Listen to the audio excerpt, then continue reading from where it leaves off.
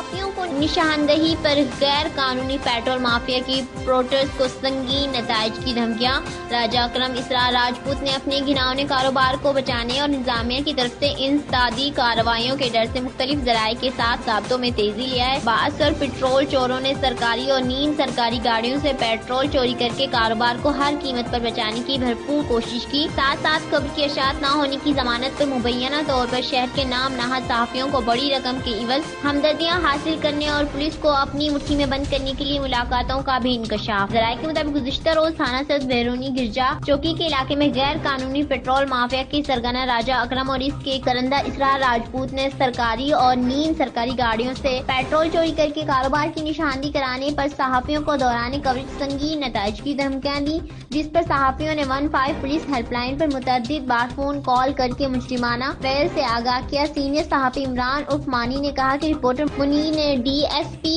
L R camera سے بطور ثبوت ریکارڈنگ کرنا شروع کر دی، جس پر بااثر پیٹرول مافیا طیش میں